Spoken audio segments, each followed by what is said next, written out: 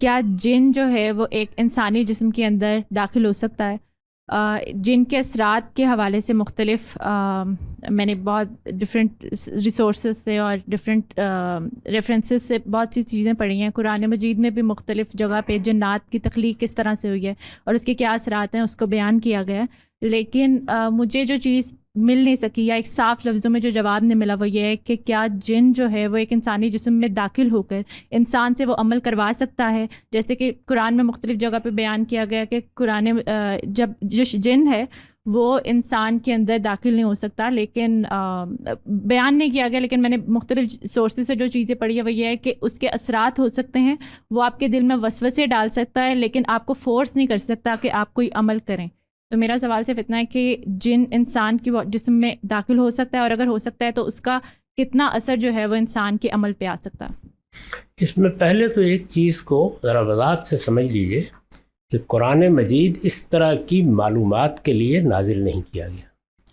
قرآن مجید کا اصلی موضوع اللہ تعالیٰ کی ہدایت پہنچانا ہے، اور اس ہدایت پہ بھی یہ بات طے ہے کہ قیامت کے بارے میں لوگوں کو خبردار کرنا ہے. پیغمبر اس کی منادی کے لیے مبعوث ہوتے ہیں، ان کو یہ ذمہ داری دی جاتی ہے کہ وہ دنیا میں غلطان، دنیا میں الجھے ہوئے، دنیا کی ضروریات پوری کرتے ہوئے انسانوں کو بیدار کریں اور ان کو یہ بتائیں کہ موت کے بعد ایک نئی دنیا بننے والی ہے، اس میں تمہیں اللہ کے سامنے جواب دہ ہونا ہے. یہ قرآن کا موضوع ہے.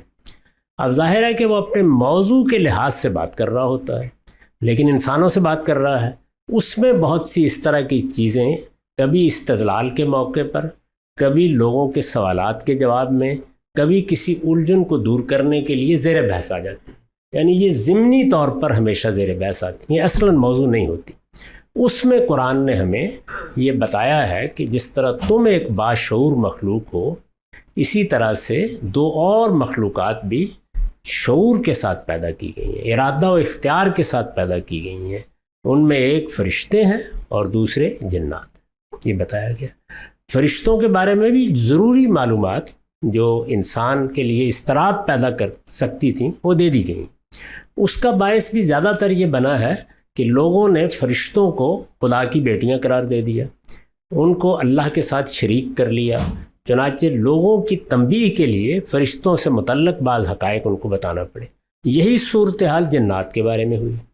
خود رسالت مآب صلی اللہ علیہ وسلم کی قوم کے لوگ جنات کے بارے میں بھی بہت سے تصورات رکھتے تھے. ان کی اصلاح کرنے کے لیے اللہ تعالیٰ نے بتایا کہ جنات بھی تمہاری طرح کی ایک مخلوق ہے. اس کا مادہ تخلیق، آگ کہہ لیجئے، انرجی کہہ لیجئے، وہ تم سے اس لحاظ سے مختلف ہے. ان کی خصوصیات اس نوعیت کی ہیں. تم ان کو نہیں دیکھ سکتے، وہ تمہیں دیکھتے ہیں. وہ کیا عقائد رکھتے ہیں، کیا نظریات رکھتے ہیں، اس کا تھوڑا سا تعارف کرا دیا ہے. یہ بتا دیا ہے کہ جس طرح تمہاری طرف ہم نے اپنے پیغمبر بھیجے ہیں، ان کی طرف بھی بھیجے ہیں. اور اس کے ساتھ یہ وضاحت کر دی ہے کہ ارادہ و اختیار کے ساتھ ہم نے جس طرح تمہیں پیدا کیا ہے، چونکہ انہیں بھی پیدا کیا ہے، چنانچہ ان میں اچھے بھی ہیں، ان میں برے بھی ہیں، ان کا انجام بھی وہی ہوگا. ان کے لیے بھی جنت ہے، ان کے لیے بھی دوزخ ہے. یہ اطلاعات اس میں بیان کر دی.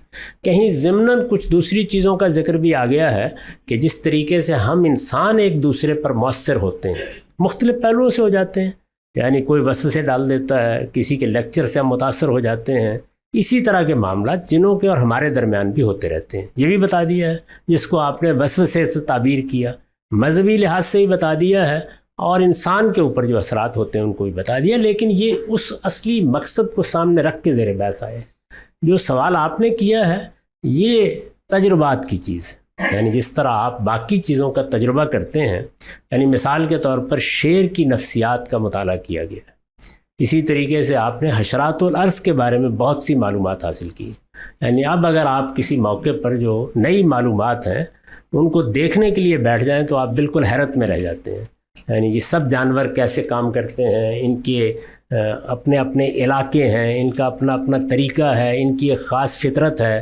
یہ ہم لوگوں کے ساتھ کس طرح معاملہ کرتے ہیں، ان میں سے کسی کو ہم پال لیں تو وہ کس طرح کا بیہیویئر اختیار کرے گا. آپ دیکھیں بلی اور کتے کے بارے میں یعنی بڑی بڑی کتابیں لکھی گئی ہیں کہ آپ ان کو پال لیتے ہیں چونکہ، تو وہ کیسے آپ کے ساتھ معاملہ کرتے ہیں. تو یہ سب کیا ہے؟ تجرباتی علوم. تو ایسے ہی جنوں کے بارے میں بھی لوگ اپنے تجربات بیان کرتے ہیں. آپ ان کا انالائز کیجئے، جس طرح سے دوسری چیزوں کو کیا جاتا ہے، اگر معقول بات ہو تو قبول کر لیں، یہ مذہب کا، دین کا موضوع نہیں۔